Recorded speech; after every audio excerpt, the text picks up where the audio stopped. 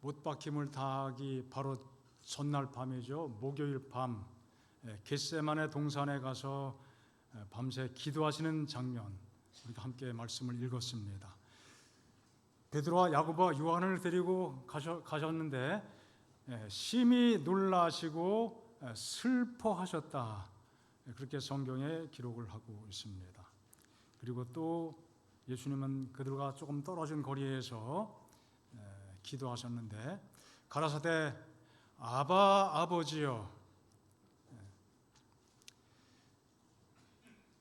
이 개역 성경에는 아바 아버지, 또 새로 개정역에 보면은 아빠 아버지여, 그렇게 번역을 했어요. 아바, 이건 아빠란 말이죠.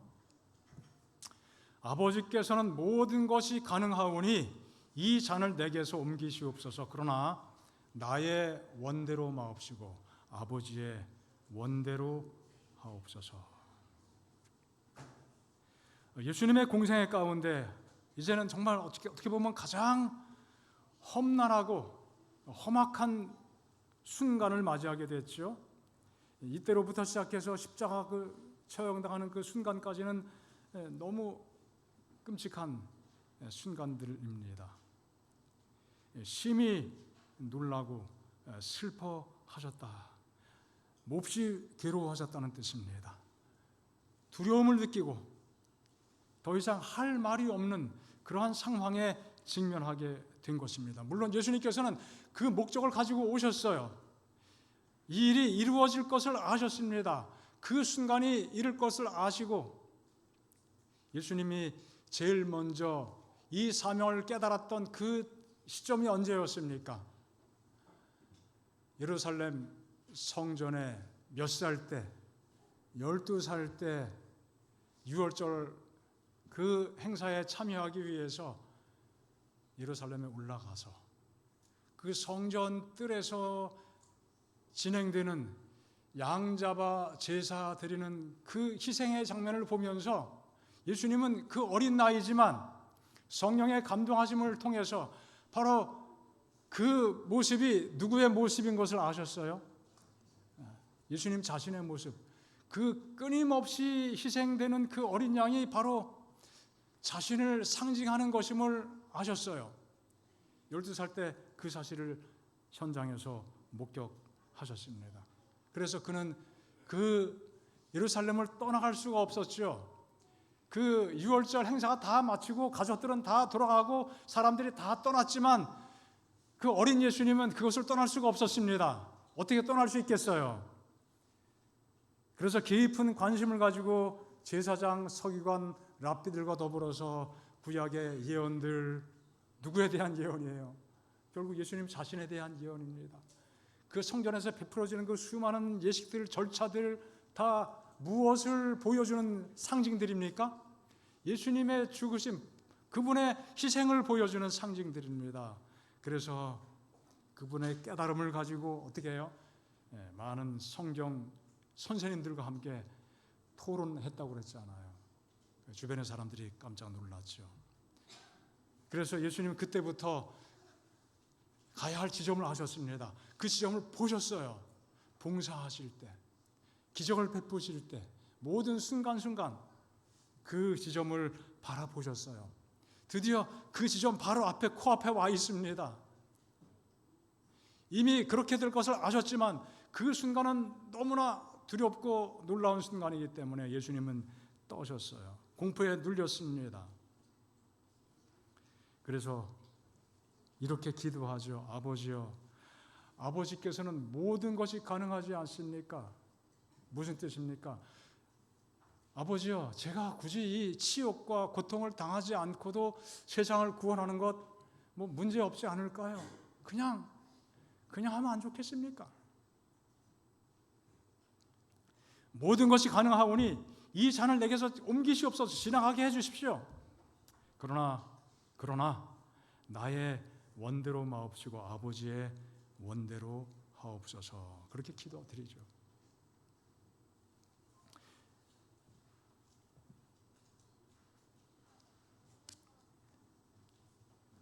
정말 누가복음에 또 기록한 것처럼 얼마나 힘을 쓰고 애써서 기도했는지 땀이 무엇처럼 땅에 떨어졌다고요? 핏방울처럼 떨어졌습니다. 피가 땀이 되어 흐를 정도로, 아니면 땀이 피가 되어 흐를 정도로 통곡하면서 몸부림치면서 이 동산에서 기도하신 것이죠. 겟세마네 동산, 겟세마네, 기름 짜는 곳이라는 의미를 가진 단어입니다. 감람산, 올리브 나무가 가득합니다. 지금도 그 동산에, 감람산에는 올리브 나무가 정말 아름들이, 몇 아름 되는 나무들이 가득합니다. 그 열매를 따서 압착하여 기름을 짜죠. 마치 그와 마찬가지로 예수님이 마치 기름 짜는 틀에 들어가서 짓 이겨지고 밟히고 압착되는 그런 고통을 경험하신 것입니다. 마치 올리브 기름이 눌려서 짜지듯이 그분의 몸에서 피땀이 흘러나오게 된 겁니다. 히브리서에는 그 장면을 이렇게 묘사하고 있습니다. 그는 육체에 계실 때에 자기를 죽음에서 능히 구원하실 이에게, 아버지께서는 모든 것이 다 가능합니다. 그냥 나를 구원하실 수 있지 않습니까? 내가 이 고통을 겪지 않고도 하나님의 구원의 계획이 이루어지는 것 왜 불가능할까요? 할 수 있지 않습니까? 능히 구원하실 이에게 하려고 마음만 먹으면 할 수 있었어요. 그러나 그분에게 심한 통곡과 눈물로 간구와 소원을 올렸다 그랬어요. 심한 통곡, 아주, 여러분 이런 통곡 해보신 적 있나요? 어릴 때 뗐을 때는 좀 해본 것 같은데 더군다나 이 마가복음 보니까 아빠 아버지라고요. 아버지요, 아빠, 정말 강력하게 외치면서 이렇게 기도하셨다는 거예요. 통곡과 눈물로 간구와 소원을 올렸습니다. 아버지, 할 수만 있으면 이 잔을 내게서 지나가게 해 주십시오. 그렇지만 그 다음 절이요, 그의 경건하심으로 말미암아 들으심을 얻었느니라. 아버지께서 예수님의 기도를 들어주셨어요. 그의 간절한 기도, 경건이라고 표현했는데 여기 두려움, 경외심, 그런 의미가 다 포함된 단어입니다. 여러 가지로 번역할 수 있는 단어예요. 하나님의 뜻을 정말 높이 받드는 그런 기도입니다. 어떻게 기도했어요? 나는 이걸 원하지만, 하지만 내 뜻대로 하지 마시고 누구의 뜻대로? 아버지의 뜻대로. 그게 바로 경건의 기도입니다. 그 기도가 어떻게 했어요? 응답되었다는 거예요. 내 뜻이 있었습니다. 이렇게 해 주시면 안 되겠습니까? 그거는 내 욕심일 수도 있습니다. 하지만 경건의 기도는 뭐예요? 아버지의 뜻대로 이루어지기를 원하나이다. 바로 그런 기도입니다. 자, 예수님이 왜 그렇게 고통스럽게 기도하셨습니까? 이 땅에 수많은 순교자들이 있었습니다. 정말 요즘에 각 시대의 대선들을 계속 읽고 있는데 정말 끔찍한 장면들이 많이 기록이 되어 있습니다. 산채로 그냥 화용을 시키고 말이에요. 정말 인간이 참 악하구나. 수많은 사람들이 또 맹수의 밥이 됐지요. 예수 믿는 것 때문에, 하나님 믿는 것 때문에, 우상을 숭배하지 않는 것 때문에, 황제를 신으로 인정하지 않는 그 사실 때문에 수많은 순교자들이 죽어갔습니다. 예수님의 죽으심은 그러나 그런 순교자들의 죽음과 비교할 수 있을까요? 그 죽음과는 전혀 차원이 다른 죽음입니다. 예수님은 모든 인류의 죄짐을 다 짊어지신 죽음이었습니다.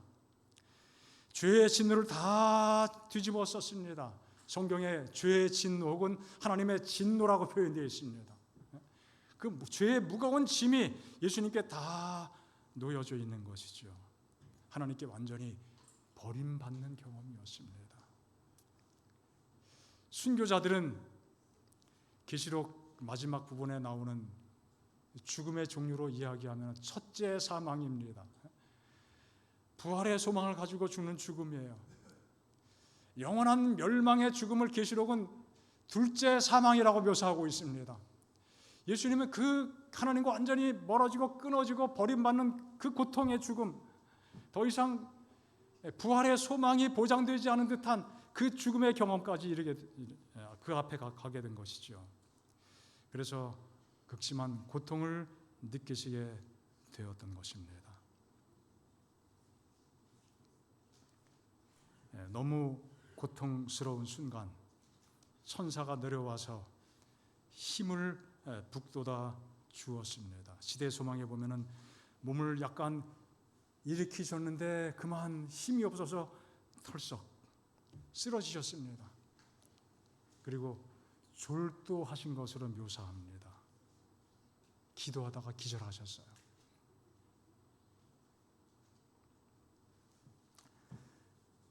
예수님께만 고통스러운 순간이었을까요? 하나님 아버지께도 고통의 순간이었습니다. 밤새 아버지를 향하여 할 수만 있으면 가능하지 않습니까? 이 잔을 내게서 지나가게 해주십시오. 그렇게 기도할 때 하나님은 그 기도를 듣지 않으셨습니다. 그러나 이어서 드려지는 기도, 하지만 내 뜻이 아니라 아버지의 뜻대로 되기를 원합니다. 그렇게 해주십시오. 그 기도를 들어주셨습니다. 그 기도를 따라서 지금 십자가의 처형을 당하시게 됐어요.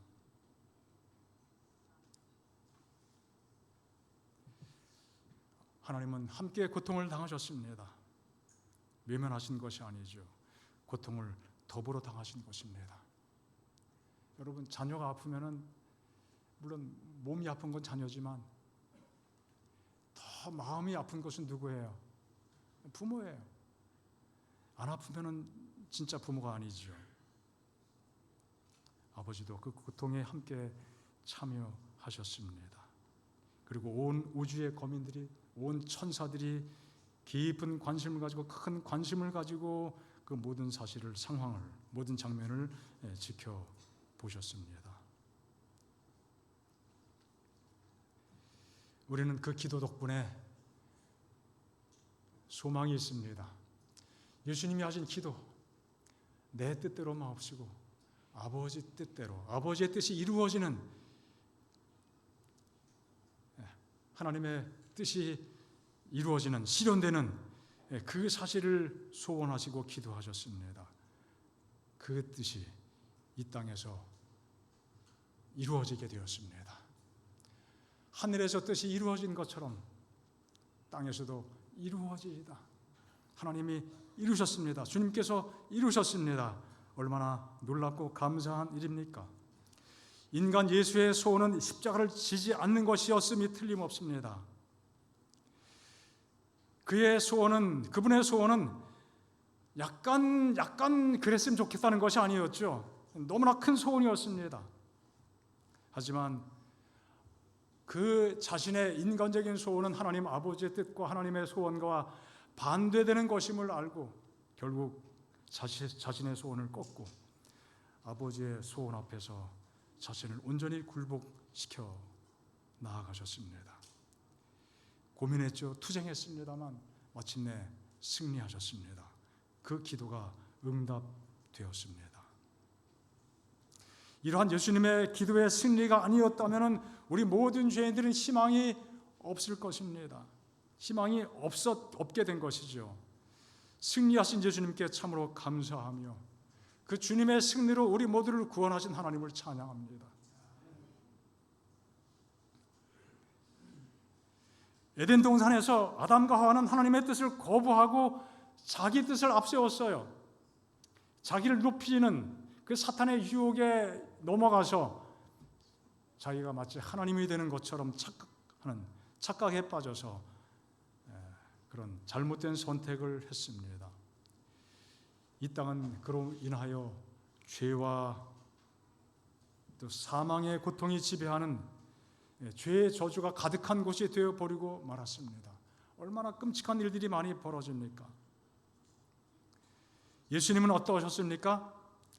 겟세마네 동산에서 치열한 투쟁을 겪으시면서 자기의 소원을 포기하시면서 마침내 아버지의 소원을 마음 깊이 받아들이시고 그 소원에 순종하시면서 우리를 구원하시는 그 놀라운 역사를 이루어 주셨습니다. 나의 원대로 마옵시고 아버지의 원대로 하옵소서. 이것이 예수님께서 드렸던 기도의 진수입니다. 아주 우리가 엑기스라고 이렇게 이상한 말을 하지만 정말 알맹이죠. 핵심입니다. 우리가 이 땅에 살면서 우리의 삶을 살아가면서 선택할 때, 또 심지어 기도할 때 우리에게 필요한 정신이 무엇일까요? 예수님이 드리셨던 그 기도가 아니겠습니까? 내 뜻이 아니라 아버지의 뜻이 온전히 이루어지기를 원하나이다. 우리의 가슴속에 깊이 새겨야 할 기도일 수밖에 없습니다. 이것이 우리가 기도할 때, 또 말씀을 읽을 때, 또 말씀을 붙잡고 하나님께 나아갈 때, 그분 앞으로 가까이 나아갈 때 우리가 늘 간직해야 할 기본적인 자세가 아니겠습니까? 우리의 정신이 되어야 됩니다. 우리의 목표가 되어야 됩니다. 예수님의 제자가 된다는 것은 무엇을 의미할까요? 성경 가르치는 기술을 배우고 누구한테 가서 몇 번 성경 가르쳐주고 몇 사람 침례받게 하고 그러면 제자가 되는 것인가요? 그건 단순한 하나의 테크닉이죠. 성경을 가르치는 기술. 물론 그 과정 속에 하나님의 영이 역사하시지만 정말 예수님의 진정한 제자가 되는 것은 무엇입니까?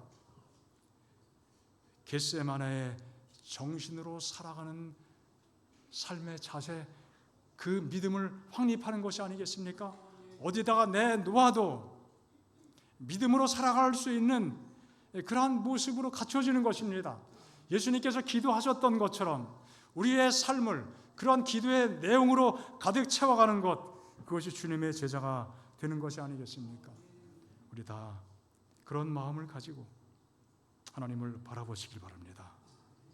우리 마음속에는 언제든지 내 뜻이 존재하지만 하나님의 뜻이 또 존재하는 것 같지만 어떤 뜻이 공존해요? 나의 뜻이 공존합니다. 나의 뜻, 아버지의 원, 뜻입니다. 의지입니다. 내가 좋아하는 것이 있어요. 내가 원하는 것이 있습니다.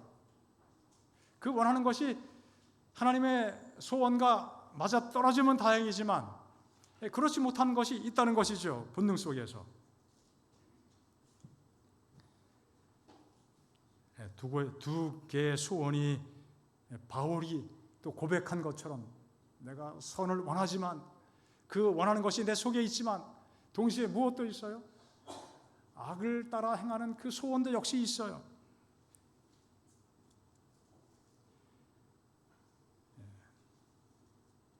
그 충돌이 여전히 존재합니다. 달라도 참 너무도 많이 다르죠. 부부관계 속에서 어쩜 그렇게 다르다. 너무 다르다는 표현 자주 합니다. 늘 충돌이 있는 것이죠. 이 둘 사이의 간격을 줄이고 차이를 메꿔 나가는 것, 그것이 바로 영적인 성숙입니다. 하나님의 뜻과 나의 뜻이 계속 일치되도록 그 간격이 좁혀지는 과정, 그것이 영적으로 성장해 가는 것이죠.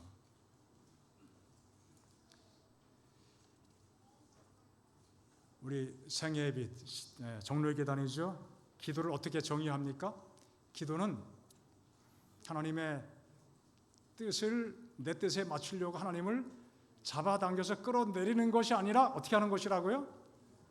우리의 뜻이 하나님의 뜻과 맞도록 조화되도록 우리가 하나님께로 어떻게 해요? 올라가는 것입니다. 그런 기도.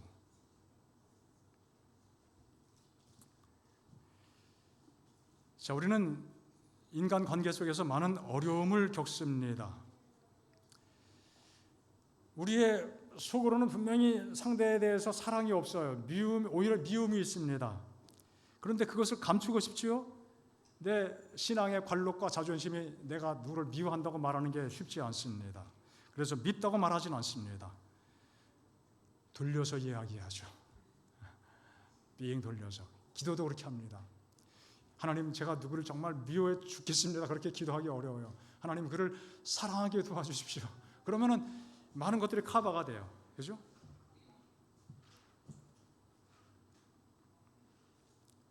굉장히 포괄적으로 기도하게 됩니다. 그래서 때에 따라 기도가 하나의 미사여구가 되어버리는 경험들도 우리가 하고 있습니다. 예, 그런 일상적인 경험들이 우리의 삶 속에 많이 있는 것이죠. 하지만 우리는 주님 앞에서 우리의 소원이 무엇인지, 그 실체가 어떤 것인지 사도 바울이 경험했던 것처럼 자신의 모습을 처절하게 바라보고 깨닫고 고백하는 경험도 필요한 것이죠. 그래야 다시 한번 회복과 치유가 일어나게 되는 것입니다.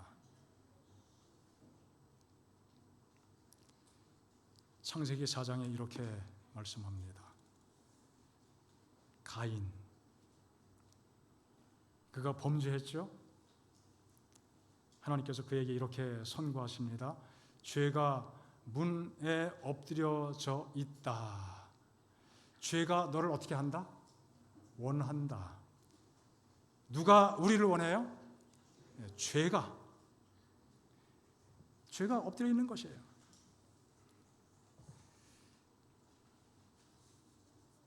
이것이 가인의 경험이었고 가인만의 경험이 아니라 우리 모든 사람들의 경험인 것이지요. 우리 속에 그런 악의 세력이 늘 잔재한다는 것입니다. 이 사실에 대해서 우리가 깊이 깨닫고 하나님께 고백할 필요가 있습니다. 여기 하나님께 구약 성경에 보면 제사 드릴 때 번제 드리죠. 번제를 드릴 때는 제물에 가죽을 벗깁니다. 또 각을 떠서 잘라서 벌려놓습니다. 속을 다 훤히 드러내놓는 것입니다. 우리가 하나님께 번제로 드려지기를 원한다, 하나님께 제물로 드려지기를 원한다고 이야기할 때 그 표현 속에 어떤 의미가 담겨 있습니까?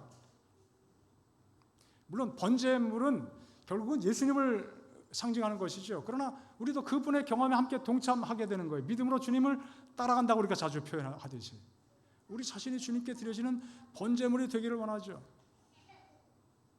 다 벗겨내고 거칠에 겉모습 다 벗어버리고 다 토막내서 각을 떠서 속까지 다 드러내놓고 그 속에 얼마나 흉악한 모습이 잠재되어 있는 것인지,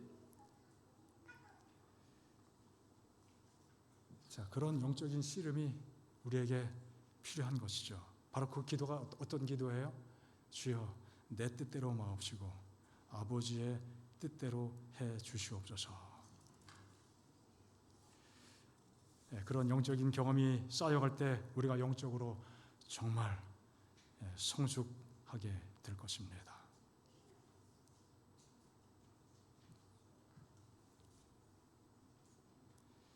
자, 다윗 훌륭한 사람이죠. 믿음의 사람입니다. 승리의 사람이었습니다. 그 어린 소년,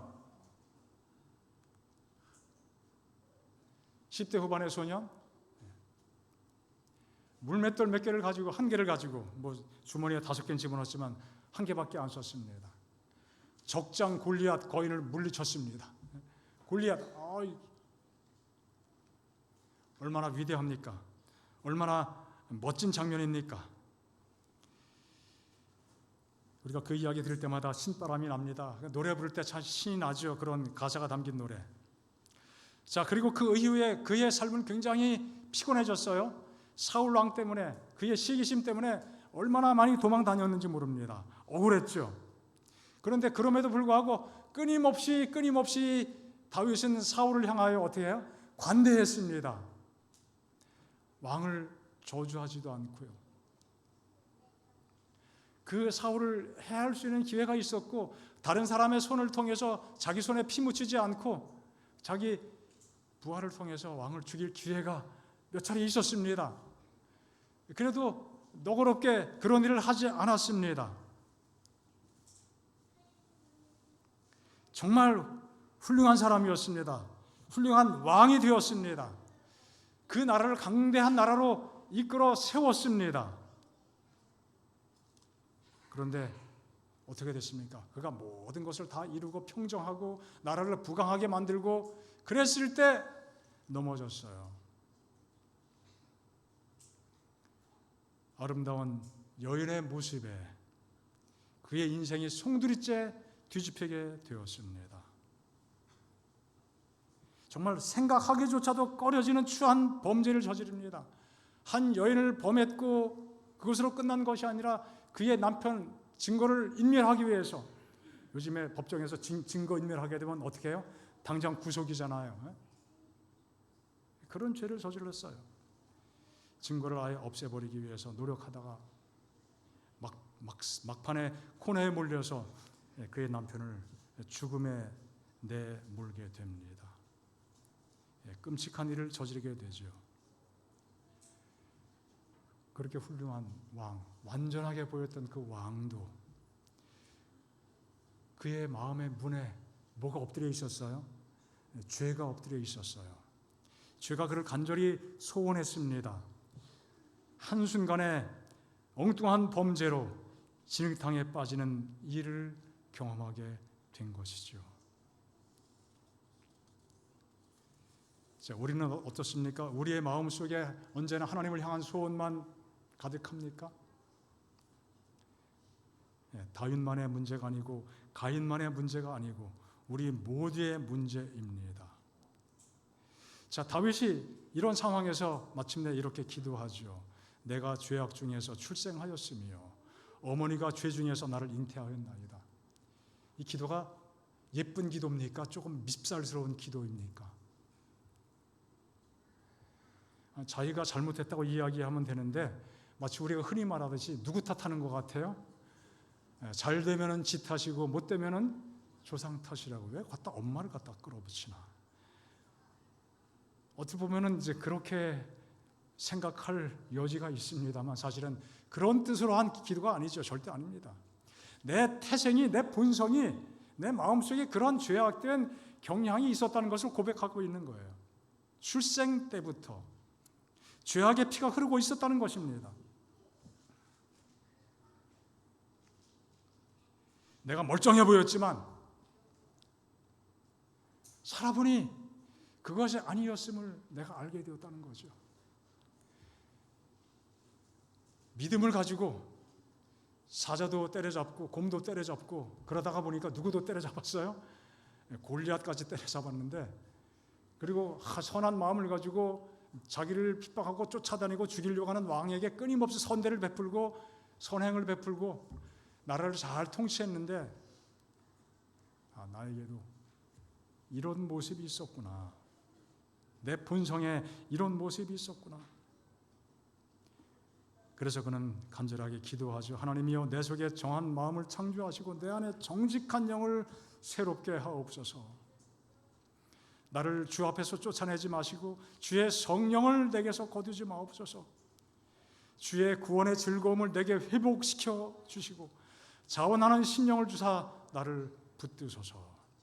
하나님께서 구하시는 제사는 상한 심령이라. 제 마음이 정말 깨졌습니다. 상하였습니다. 하나님이여, 상하고 통회하는 마음을 주께서 멸시하지 아니하시리이다. 이것을 제가 압니다. 하나님 도와주십시오. 불쌍히 여겨주십시오. 그렇게 기도하고 그 기도의 응답을 얻게 되었습니다.